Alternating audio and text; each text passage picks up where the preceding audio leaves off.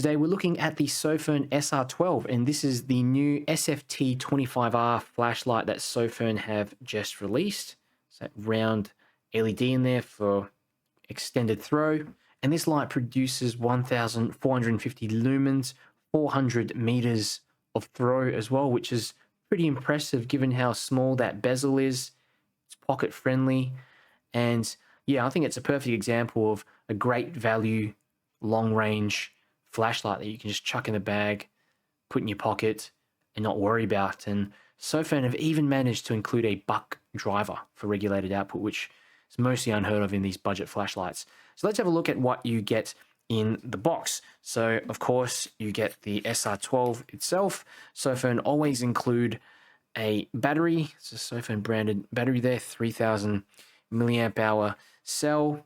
This is the box, and these are some of the specifications on the box if you want to pause the video and have a bit of a read. On the side of the box you've got some specs there on the SFT25R. You do get some other accessories as well, including this lanyard and a couple of spare O-rings, plus of course a USB-C charging cable. Sofirn also include a manual. You can pause the video, have a look at this, some of the specifications and UI if you'd like. All right, so I thought I'd do a little side-by-side comparison of the SR12 with a few other flashlights. These are all Convoy flashlights. We've got the S2 Plus, the S6, the Convoy T6, and the Convoy M1. And I'd say it mostly approximates the size of the S2 Plus. In fact, it's a little bit smaller than the S2 Plus, probably because it doesn't have the excess, you know, the excess electronics that's in the tail switch of the Convoy. But you know, great thing is that you've got USB-C charging, which you don't find on most Convoy flashlights, not any of these anyway. Okay, so a little close-up of the Sofirn SR12, and overall I think it's built pretty well for this price range, and you've got nice sort of durable aluminium, some anodizing as well, and it does feel a bit slippery, but with the actual knurling, it helps a lot to keep the tube grippy. But just on the areas that don't have any knurling, it does feel a little slippery. Overall, it looks and feels quite rugged. I like the pattern as well of the knurling. And yeah, you've also got this USB-C charging port, like I mentioned before. No tail switch. There's just this single switch here on the side that also functions as a battery indicator. It's rubberized, and you've got this double-sided clip, which I think is a good little add-on. You can stick this onto the front of your hat, or you can just slip it into your pocket. There's also a strong magnet in the tail, so that allows you to use the light for hands-free. Stick it on top of a car bonnet, maybe to a pole or something while you work. And looking down the actual bezel, you know, you can see there's a little bit of crenulation, but it's not sharp or anything like that. It's not going to hold you up in a security checkpoint.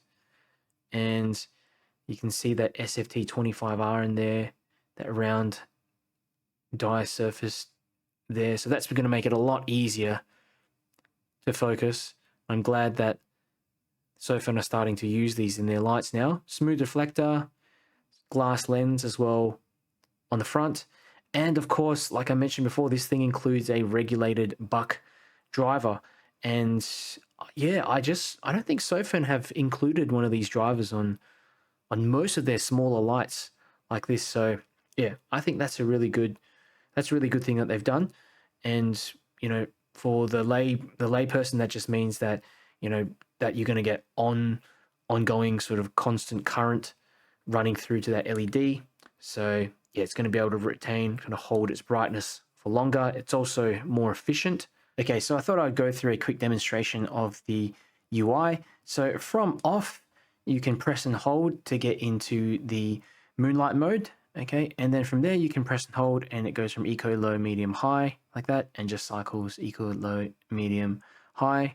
At any point as well, you can double click to get into turbo. Press once to go back to the previous mode that you were in.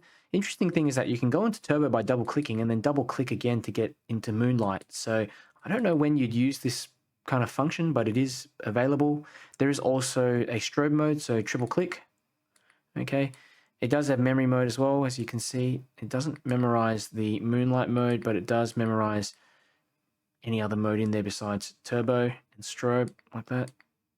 Okay, and while the light is on as well, yeah, I didn't sort of show the turbo mode. You can also lock the light from off. Just click 4 times and you get this sort of flashy signal to tell you that it's locked. You can press and hold and it will just go into moonlight mode. When you release it, will deactivate moonlight mode. All right, so I ran a bunch of ceiling bounce tests with the Sofirn SR12, and this is on the turbo mode, and you can see pretty much get 100% output for about a minute before the light steps down, and steps down to about 50% output, 45 to 50% output by the 2-minute mark. But a minute of runtime on, that turbo mode is pretty impressive. I also ran a second ceiling bounce test on the high mode, and you can see here pretty much retains 90 to 100% of its output through the duration of that test, thanks to that buck driver. I also ran some tests with my Opal Lightmaster Pro, and you can see here on turbo, managed to get 419 meters of throw. Pretty impressive again for a little flashlight like this with that bezel size, and 67 CRI, and the CCT was 6100, so definitely on the cooler end. So some considerations to keep in mind: the Sofirn SR12 produces 1450 lumens, so it's not as much as some other of the Sofirn lights that produce 2000 lumens at roughly the same sort of size as well. Okay, those lights, kind of like the Sofirn SC31, for example, uses the SST40 or the SFT40, and those are not as throwy as this new SFT25. And I think Sofirn have chosen a more conservative approach with the SR12, and with that 1450 lumen output, the light's not going to produce as much heat. It's going to be more comfortable to hold, retain its brightness for longer, especially on that high mode. The second consideration is this rubber button, and I've never liked these things from the beginning, but at this price point, it's acceptable. I've not had any issues with any of my previous ones, but yeah, a metal side switch I think is always going to be more durable. The third consideration is I really wish that Sofirn had included a tactical tail switch on this thing. I do get the feeling that they're probably, they're going to do that with a variant in the future, but yeah, I really want Sofirn to come up with their own version of the, the Workhorse FC12, something like that, that has a deeper reflector, tactical switch. I think that'll be really cool. Overall, the Sofirn SR12 is a compact yet powerful EDC flashlight, and I think it hits a sweet spot between flood and throw. It's very portable. It's also quite affordable, and when you compare it to something like the Convoy S8 or the S2 Plus, it does come with some creature comforts as well, like the dual direction switch here. You've got onboard charging, simple UI, and yeah, I think it makes a fantastic choice for anyone, especially beginners, needing a reliable EDC light. It does come with everything in the box, even the battery, lanyard, stuff like that. And yeah, at this price point, it's very hard to beat in terms of value. So if you're interested, check the description below. I've left a link for the SR12. If you have questions, just let me know down below in the comments and I will get back to you. And if you enjoyed this video, do me a favor, click the like button, share it with a friend. Helps me to get this video out to more people and grow my channel. And yeah, if you want to see more flashlight reviews and keep up to date with the latest news, make sure you subscribe. Sofirn SR12 on turbo mode. Wow. Yep, that's definitely reaching those trees on the other side. And it's just amazing how far some of these LEDs can throw now. And the SFT25R is just, it's just the best balance of best of both worlds really. You've got this ridiculously long range beam plus a heap of spill as well on the ground. I'll go through the other modes as well, so you can just exit out and just cycle through to the different modes. Eco low, medium, high. So that's the highest mode before turbo, and that's still very easily reaching the back there. I can see an animal there. It's his eyes sort of popping out. There we go, reflecting back. And this mode is sustainable as well. Not this one, but that one. Which is interesting. So I can kind of go from high, double press to go to turbo, and then press once to go back to high. So it kind of remembers the last mode that you were in before you hit the turbo button, which is interesting because you could potentially just, you know, you could have it in a very low mode, like maybe something like this. Put it on turbo to spot something, nothing there, and then just continue on. Double press. So it's, yeah, before when I was looking at the UI, I thought that's a bit weird, but actually it makes a bit more sense now that I'm holding on to it. And yeah, that's a really throwy beam. Is that a drone? I think that might be a drone up there.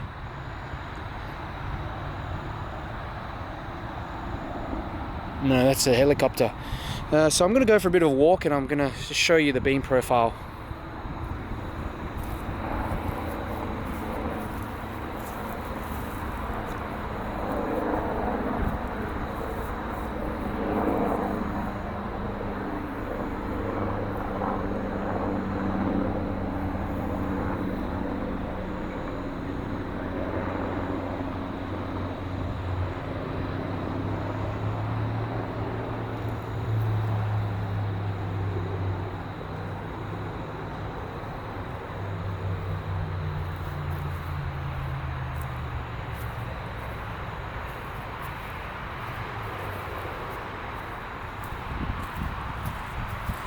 Getting eaten by mosquitoes again, so yeah.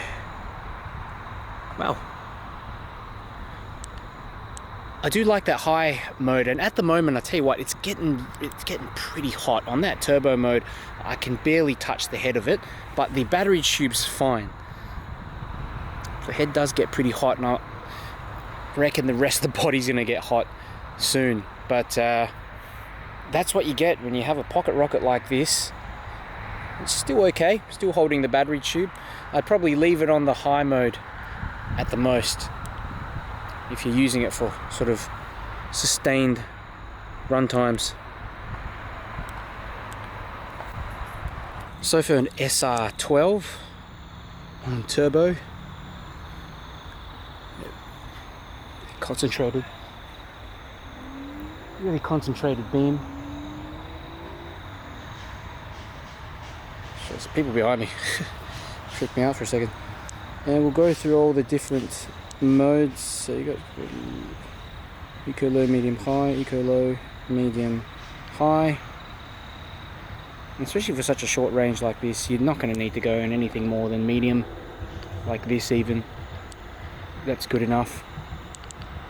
Turbo mode, jeez. Yep, it's really powerful. I can't believe they just started making LEDs in this sort of round die surf configuration, design, whatever you want to call it. I think a lot of us have been waiting for this to happen. Makes it a lot easier to focus, and yeah, the high candela is pretty amazing. I'm going to go for a bit of a walk. I'm getting bitten by all kinds of insects out here, so I don't want to stay out for too long.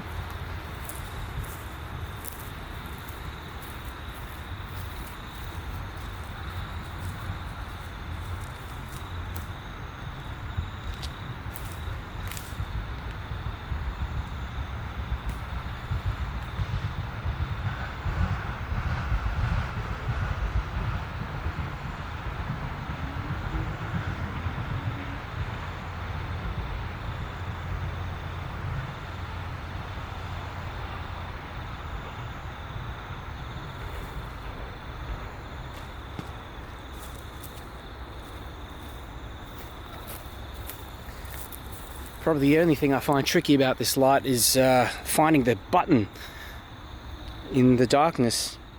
Just can't really see it, and it doesn't glow any color as well, unless you turn it on initially, then you can spot it, but while it's being used it just turns off. So yeah.